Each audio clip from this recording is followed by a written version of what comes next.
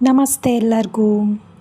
ಧನುರ್ಮಾಸ ಯಾವಾಗ ಪ್ರಾರಂಭ, ಯಾವಾಗ ಮುಕ್ತಾಯ, ಹೇಗೆ ಮಾಡಬೇಕು ಧನುರ್ಮಾಸ ಅನ್ನೋದ್ರ ಬಗ್ಗೆ ಇವತ್ತಿನ ವಿಡಿಯೋದಲ್ಲಿ ನೋಡ್ತಾ ಹೋಗೋಣ.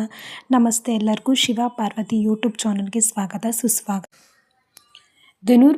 ಧನುರ್ಮಾಸವು ಡಿಸೆಂಬರ್ 16ನೇ ತಾರೀಕಿನಿಂದ ಪ್ರಾರಂಭವಾಗಿ ಜನವರಿ 14ನೇ ತಾರೀಕಿನವರೆಗೆ ಮುಕ್ತಾಯವಾಗುತ್ತದೆ. ಮಾರ್ಗಶಿರ ಮಾಸದ 15 ದಿನಗಳು, ಪುಷ್ಯ ಮಾಸದ 15 ದಿನಗಳು ಸೇರಿ ಒಂದು ತಿಂಗಳು, ಅದೇ ಧನುರ್ಮಾಸ.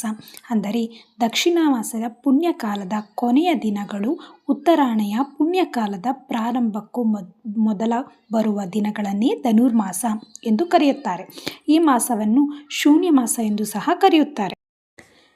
ಧನುರ್ಮಾಸದಲ್ಲಿ ಯಾವುದೇ ರೀತಿಯ ಶುಭ ಕಾರ್ಯಗಳನ್ನು ಮಾಡುವಂತಿಲ್ಲ.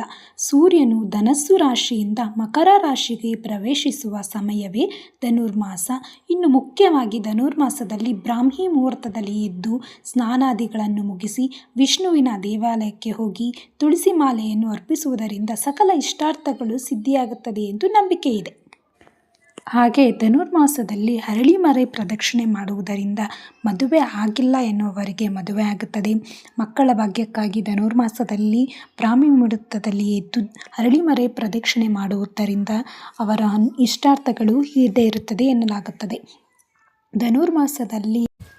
ಧನುರ್ಮಾಸದಲ್ಲಿ ಸಕಲ ಇಷ್ಟಾರ್ಥಗಳನ್ನು ಪಡೆಯಲು ಬ್ರಾಹ್ಮಿ ಮುಹೂರ್ತದಲ್ಲಿ ಎದ್ದು ಸ್ನಾನ ಪೂಜೆಗಳನ್ನು ಮುಗಿಸಿ ವಿಷ್ಣುವಿನ ದೇವಾಲಯ ಅಥವಾ ಶಿವನ ದೇವಾಲಯಕ್ಕೆ ಹೋಗಿ ಪೂಜೆಯನ್ನು ಮಾಡುವುದರಿಂದ ಅವರ ಇಷ್ಟಾರ್ಥಗಳು ನೆರವೇರುತ್ತದೆ ಎನ್ನಲಾಗುತ್ತದೆ. ಎಲ್ಲರಿಗೂ ಶುಭವಾಗಲಿ. ನಾಳೆಯಿಂದ ಧನುರ್ಮಾಸ ಪ್ರಾರಂಭವಾಗುತ್ತದೆ. ಎಲ್ಲರ ಇಷ್ಟಾರ್ಥಗಳನ್ನು ವಿಷ್ಣುದೇವ ಶಿವದೇವ ಈಡೇರಿಸಲಿ ಎಂದು ಕೋರುತ್ತೇನೆ. ನಮಸ್ತೆ ಎಲ್ಲರಿಗೂ.